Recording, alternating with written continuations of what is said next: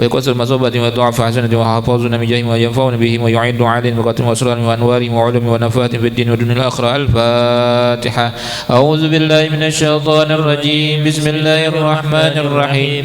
الحمد لله رب العالمين الرحمن الرحيم مالك يوم الدين إياك نعبد وإياك نستعين اهدنا الصراط المستقيم صراط الذين أنعمت عليهم غير المغضوب عليهم ولا الضالين آمين. الفاتحة لأرواح سيدنا الأستاذ الأعظم الفقيه المقدم محمد بن علي بعلوي ووصولهم وفروعهم وجميع ساداتنا آل أبي علوي وصولهم وفروعهم أن الله يعلي درجهم في الجنة ويكثر مثوبتهم ويضاعف حسناتهم ويحفظنا بجههم وينفعنا بهم ويعيد علينا بركاتهم وسرهم وانوارهم وعلومهم ونفاتهم في الدين والدنيا الآخرة. الفاتحة. أعوذ بالله من الشيطان الرجيم. بسم الله الرحمن الرحيم. الحمد لله رب العالمين الرحمن الرحيم مالك يوم الدين إياك نعبد وإياك نستعين اهدنا الصراط المستقيم صراط الذين أنعمت عليهم غير المغضوب عليهم ولا الضالين آمين. الفاتحة لأرواح ساداتنا الصوفية أينما كانوا حلت أرواحهم من مشارق الأرض إلى مغاربها أن الله يولد درجتهم في الجنة وكثر مثوبتهم ويضاعف حسناتهم ويحفظنا بجاههم وينفعنا بهم ويعيد علينا بركاتهم وأسرارهم وأنوارهم وعلومهم ونفاتهم في الدين والدنيا الآخرة. الفاتحة. أعوذ بالله من الشيطان الرجيم. بسم الله الرحمن الرحيم. الحمد لله رب العالمين الرحمن الرحيم مالك يوم الدين إياك نعبد وإياك نستعين اهدنا الصراط المستقيم صراط الذين أنعمت عليهم غير المغضوب عليهم ولا الضالين آمين. الفاتحة لأرواح سيدنا صاحب الراتب وتبل الرشاد وغوث العباد والبلاد الحبيب عبد الله بن علوي الحداد وصولهم وفروعهم أن الله يعلي درجهم في الجنة وكثر مثوبتهم ويضاعف حسناتهم ويحفظنا بجاه وينفعنا بهم ويعيد علينا بركاتهم وأسرارهم وأنوارهم وعلومهم ونفاتهم في الدين والدنيا الآخرة. الفاتحة. أعوذ بالله من الشيطان الرجيم. بسم الله الرحمن الرحيم.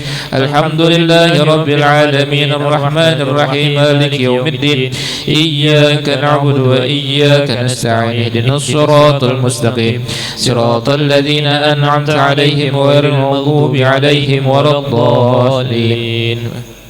الفاتحة لأرواح كافة عباد الله الصالحين ووالدينا ومشايخنا في الدين وذوي الحق علينا وأموات أهل هذه البلدة من أهل لا إله إلا الله أجمعين وإلى أرواح أموات المسلمين وأحياهم إلى يوم الدين أن الله يغفر لهم ويرحمهم ويفرج قلوب المسلمين ويرحمهم ويشفي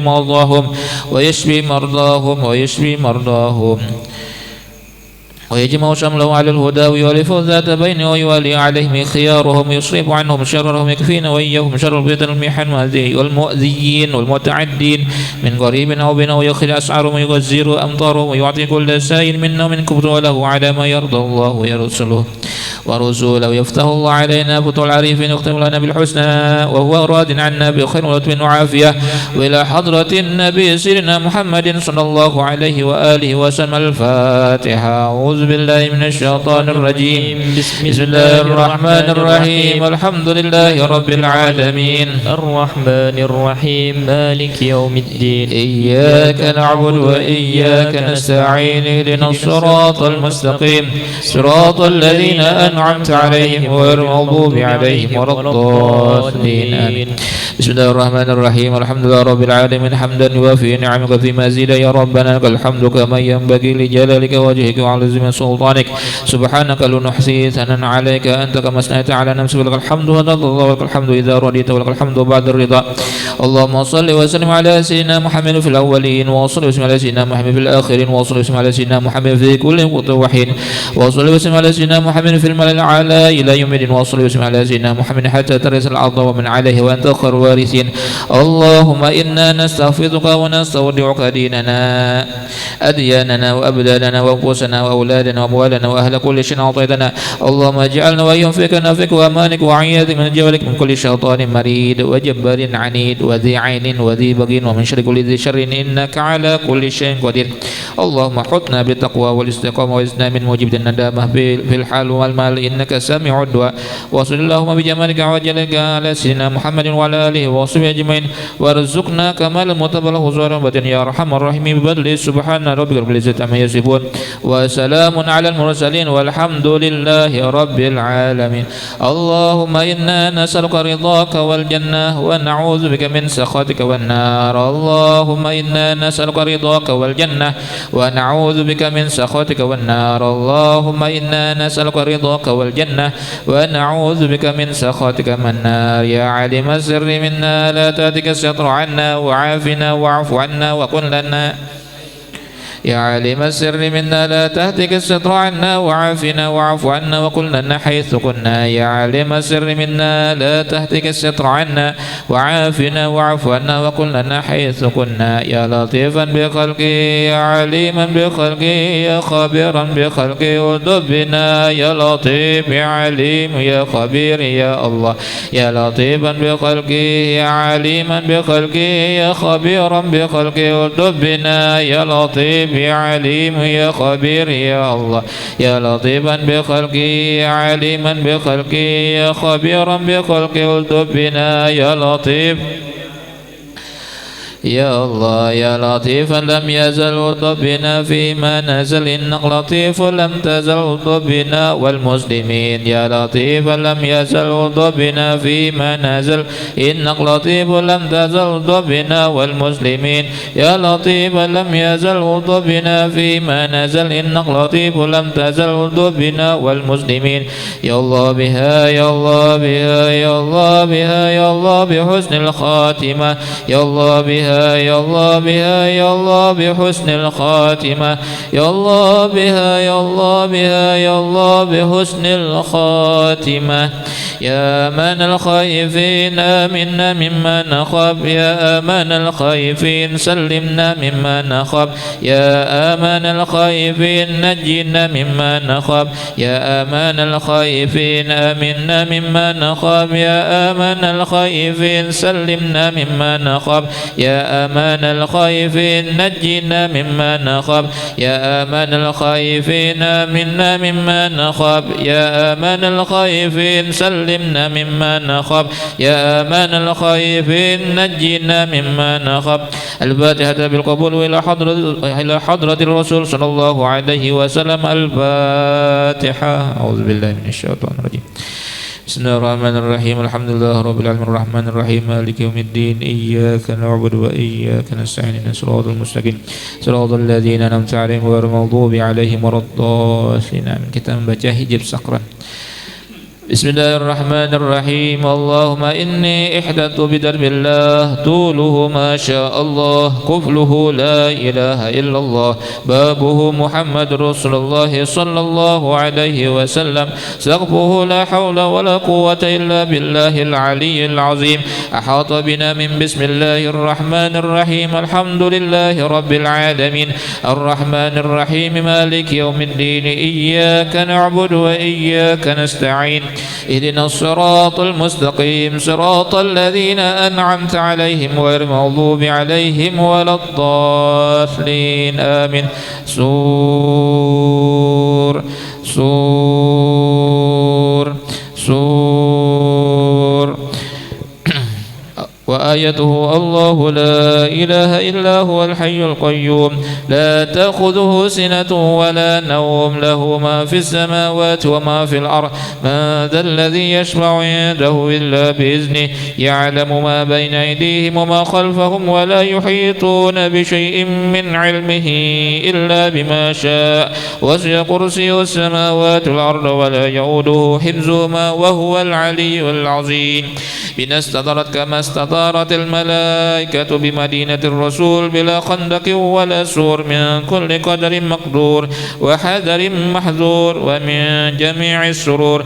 تطرسنا بالله تطرسنا بالله تطرسنا بالله من عدونا وعدو الله من ساق عرش الله إلى قاع أرض الله بمئة ألف ألف ألف لا حول ولا قوة إلا بالله العلي العظيم.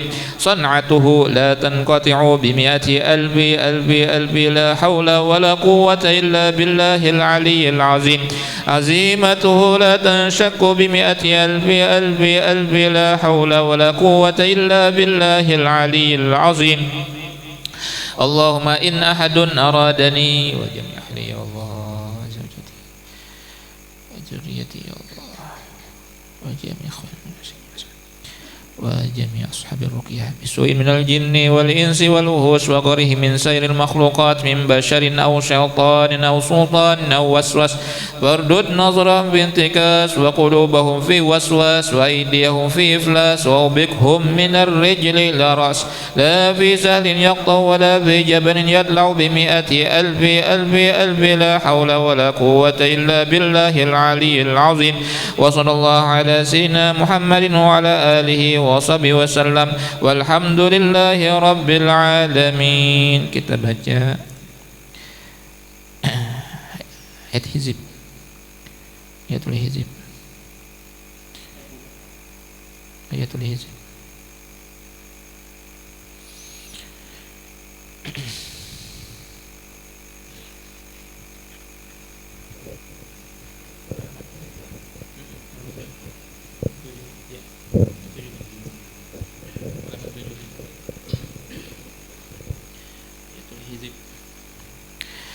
بسم الله الرحمن الرحيم ولا يؤوده حفظهما وهو العلي العظيم ويرسل عليكم حفظه إن ربي على كل شيء حفيظ فالله خير حافظا وهو أرحم الراحمين له معقبات من بين يديه ومن خلفه يحفظونه من أمر الله إنا نحن نزلنا الذكر وإنا له لحافظون وحفظناها من كل شيطان رجيم وجعلنا السماء سقفا محفوظا وحفظا من كل شيطان مارد وحفظا ذلك تقدير العزيز العليم وربك على كل شيء حفيظ الله حفيظ عليهم وما أنت عليهم بوكيل وإن عليكم لحافظين كراما كاتبين يعلمون ما تفعلون إن كل نفس لما عليها حافظ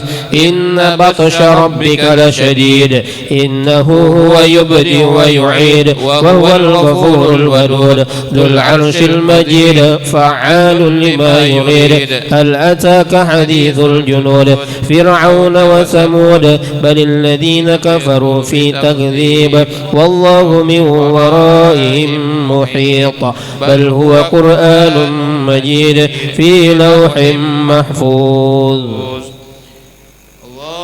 اللهم صل وسلم على نبينا محمد عليه السلام صلاة تدوم وتهدى إليه ومر الليالي وطول الدوام اللهم صل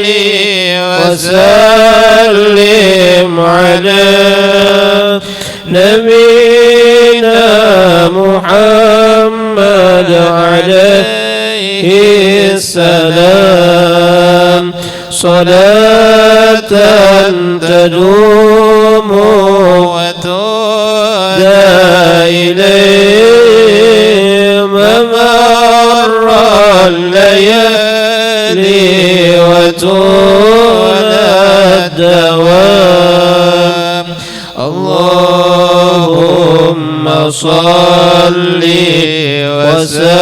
وسلم على نبينا محمد عليه السلام صلاة تدوم وتهدى إليه ممر الليالي وطول الدوام اللهم صل وسلم على نبينا محمد عليه السلام صلاة تدوم وتهدى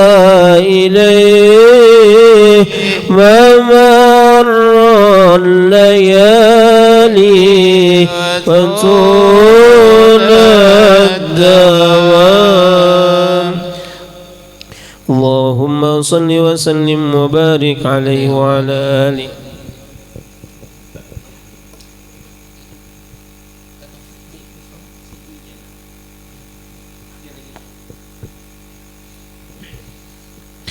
Bismillahirrahmanirrahim. Alhamdulillah rabbil alamin wassalatu wassalamu ala asyrafil anbiya wal mursalin sayyidina wa nabiyyina maulana Muhammadin wa ala alihi wa ashabihi ajma'in, amma ba'du. Subhanaka la ilma lana illa ma 'allamtana innaka antal alimul hakim wa la hawla wa la quwwata illa billahil aliyyil azim. العزيز العليم عدد كل حرف كتب ويكتب أبد الآبدين ودهر الداهرين رضي الله عني وعنكم وعن جميع المسلمين. وقال رضي الله عنه وقال الإمام النووي في كتابه فصل. Ini satu fasal yang bagi ayyakuna dzakiru ala akmalis sifat, seyogianya atau sepantasnya bahwa adalah orang yang berzikir, orang yang membaca Quran, hendaklah ia atas sepaling sempurna sifat atau keadaan. Jadi bagus-bagus yalah, bujur-bujur ba'adab. Fa in kana jalisan, nah jika adalah ia orang yang berzikir tadi jalisan dalam keadaan duduk fi maudiin pada satu tempat, namun duduk bagusnya kayak apa? Istiqbal al-qiblah, ia menghadap kiblat.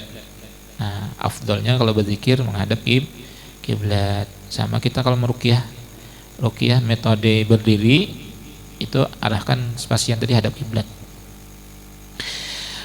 Nah, supaya lebih fokus laginya. Wa jalasa mutazallilan, dan ilah ia duduk hal keadaannya menghinakan dirinya di hadapan Allah Subhanahu wa taala. Kita diajarkan guru kita kalau kita berdoa atau apapun itu kita hinakan diri kita di hadapan Allah. Ya Allah, Engkau Maha Kuasa. Ya Allah, Engkau Maha Bijaksana. Ya Allah, Engkau yang Maha Hebat. Ya Allah, Engkau menciptakan segalanya. Ya Allah, Engkau yang menyembuhkan. Nah, kita ini tidak daya dan upaya, la haula wala quwwata illa billah. Mutakhasyian, hal keadaannya ia khusyuk, fokus. Jadi hatinya khusyuk, fokus, bujur-bujur.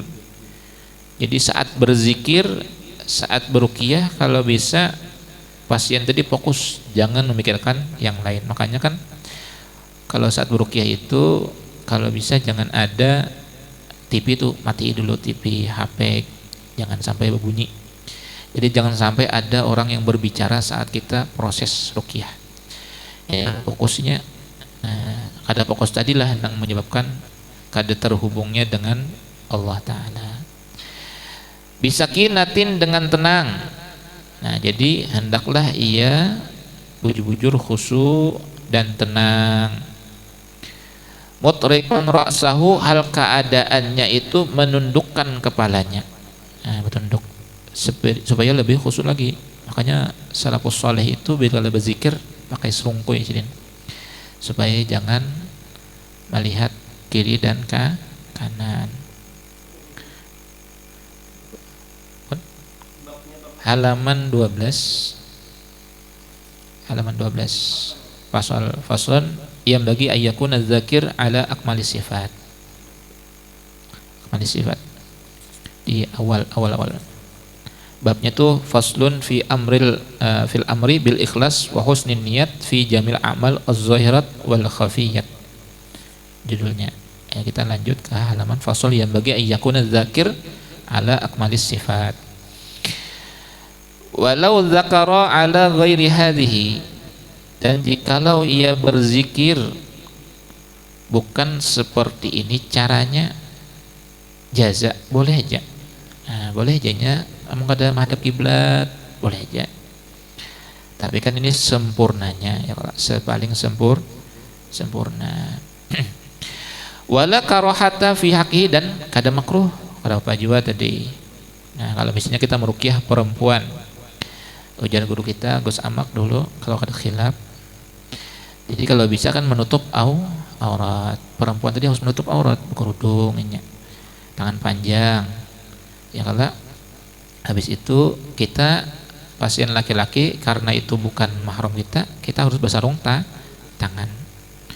Nah, kelebihan sarung tangan tadi supaya energi yang keluar dari tubuh pasien itu jangan masuk ke dalam tubuh kita. Nah, makanya kalau kita langsung bersentuhan tuh ya awak kita uyuh ya, kalau capek.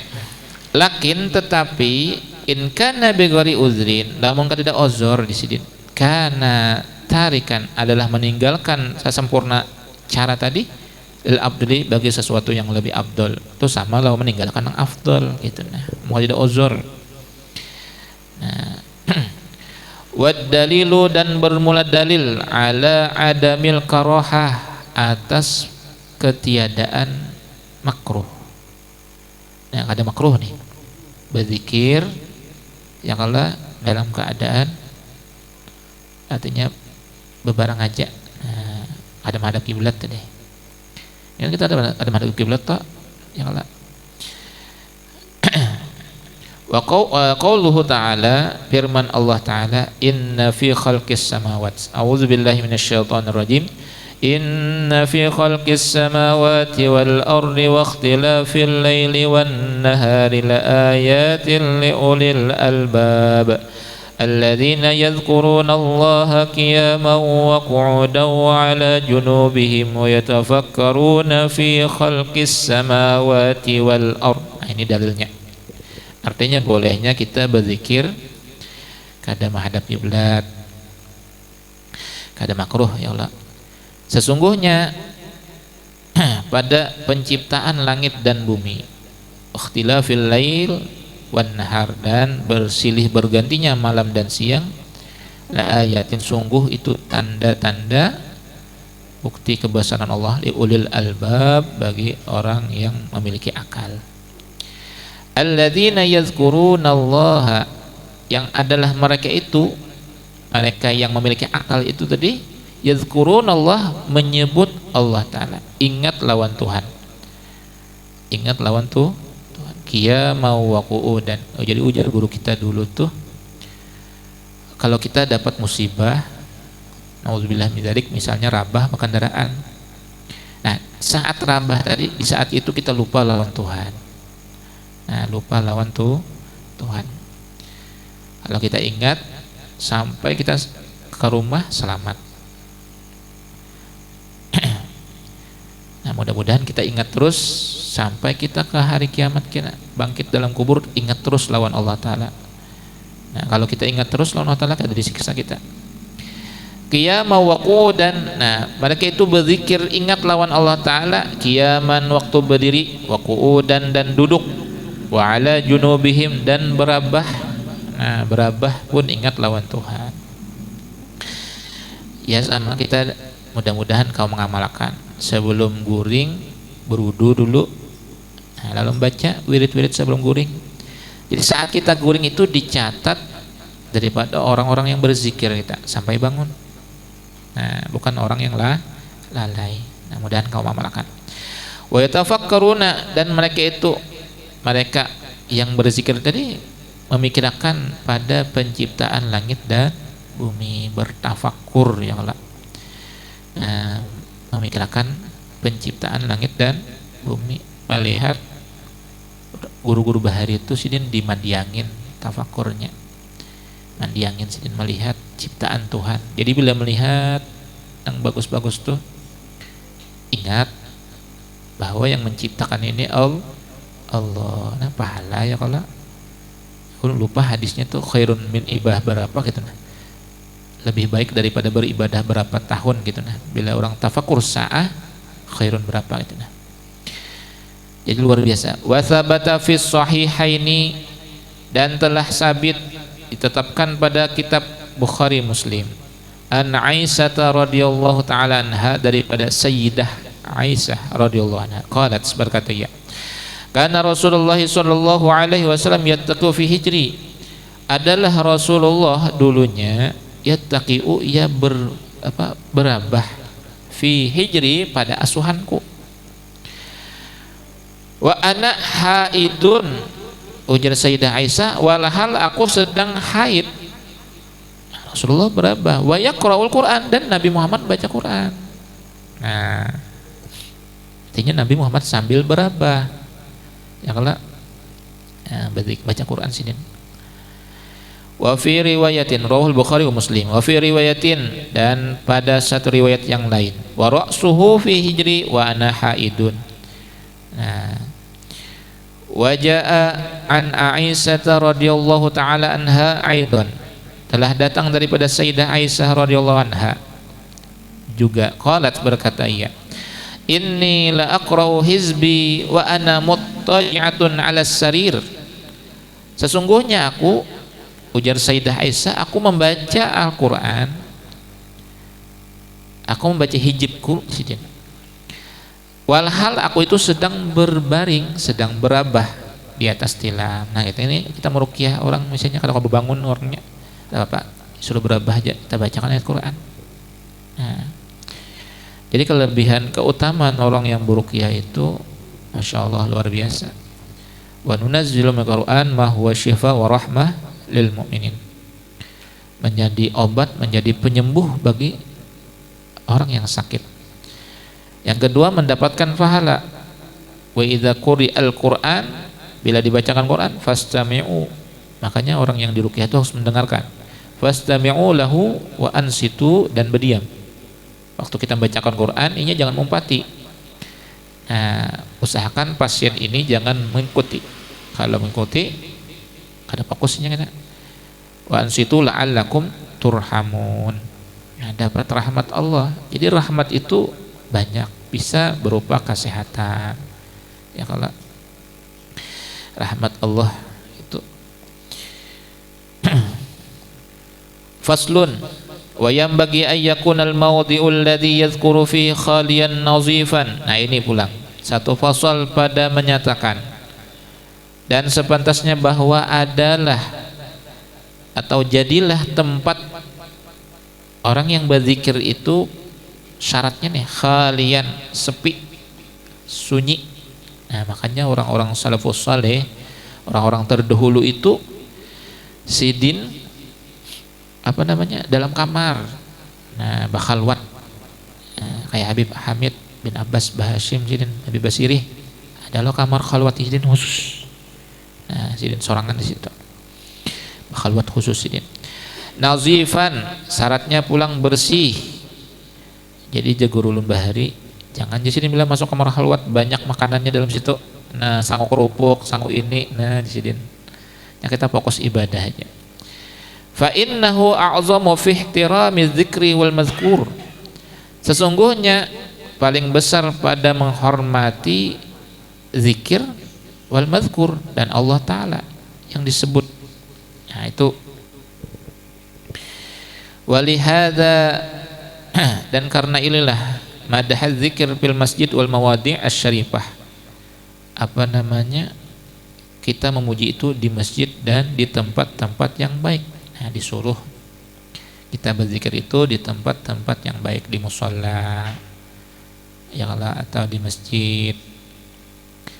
Wa jaa anil Imam Al-Jalil Abi Maisarah radhiyallahu anhu, dan telah datang daripada Imam Al-Jalil Abi Maisarah radhiyallahu taala anhu, qala, berkata ya, la yadhkurullah ta'ala, tidaklah berzikir, tidaklah menyebut akan Allah Ta'ala illa fi makanin tayyib, kecuali pada tempat yang baik. Kalau kita hubungkan dengan ruqyah, jadi kalau kita meruqyah orang tuh kalau bisa, kalau orang tadi apa namanya, ya kan ada orang tuh garing apa namanya, nang behera kan behera gitu nah. Kalau bisa dibersih dulunya, kalau bisa tuh nah. Atau dipindah dulu di tempat yang bersih, karena Quran kan jangan sampai di dekat orang yang ada najisnya. Kalau bisa ya, kalau nah, supaya bagusnya tah. La yazkurullah ta'ala illa fi makanin tayyib. Nah, tidaklah disebutkan Allah Ta'ala, nah, berzikir, baca sholawat, maulidan. Nah, carilah tempat yang baik. Wa yang bagi ayatun ayyakuna famuhu nazifan, dan hendaklah bahwa adalah mulutnya itu nazifan. Nazifan itu bersih. Jadi hendak berzikir tuh gosok gigi dulu. Nah, bila untuk makan gosok gigi dulu. Bersih. Apa namanya? Fa in kana fi taghayyurun, jika ada pada mulutnya itu taghayyurun, berubah, azalahu bisiwak, hendaklah ia menghilangkannya dengan siwak. Siwak sunnah ya, kalau sunnah Nabi Muhammad sallallahu alaihi wasallam. Apa ujar Rasulullah, laula an asyqa ala ummati la amartahum bisiwak. Jikalau kada mensulitkan umatku, niscaya aku suruh sini bersiwak di sini. Siwak itu Allah Ta'ala ridha, syaitan benci. Wa in kana fihi najasah, nah jika ada pada mulutnya najis, misalnya bekas berdarah kah, ya kalau giginya pacul kah, benanah kan najis, nanah itu najis, darah najis, azalaha, ia menghilangkannya najis tadi, bil gusli, dengan membasuh, bil gusli, bil ma'i, dengan air. Kumur-kumur dulu. Bila mulut kita berdarah, darah tuh jangan ditelan, haram hukumnya, walaupun darah kita. Jadi dimuntahkan, dikeluarkan lagi, dikumur-kumur gitu. Nah, makanya kalau pasien kita ruqyah tuh muntah, jangan ditaguknya pulang bekasnya tuh. Jadi suruh dulu siapkan banyu, suruh kumur-kumur dulu. Muntahkan lagi di bekas dimuntung tadi, keluarkan lagi, karena ditaguknya pulang bekas muntahannya tadi.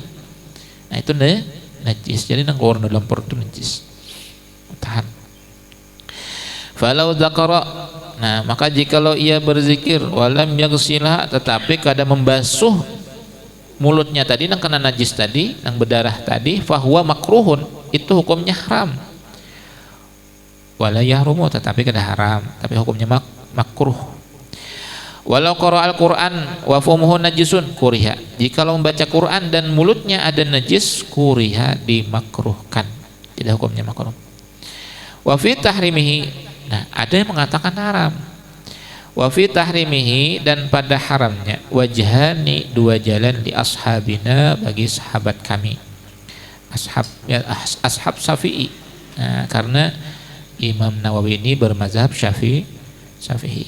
As-sahuhuma, bermula paling sahih di antara kedua jalan tadi, la yahrumu, kada haram. Jadi kada haram, makruh aja bila muntungnya berdarah.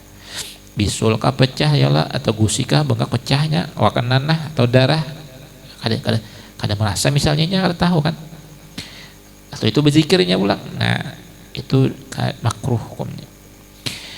Terakhirlah, faslun, i'lam, ketahuilah olehmu, anna dzikra, sesungguhnya zikir itu mahbubun, itu mahbubun, disukai, fi jamil ahwal, pada seluruh keadaan, illa, kecuali, nah ini kada disukai, fi ahwalin, pada beberapa hal ihwal, nang warada syar'u, yang telah datang oleh syariat, bistisnaiha, dengan mengeluarkannya. Jadi ada apa gitu, nah yang kada baik ya kalau pada keadaan. Nazkuru, kami sebutkan, minha, setengah daripadanya, huna, di sana, toropan ujungnya di sini, isyaratan, sebagai isyarat, ila ma siwahu, kepada sesuatu yang selainnya.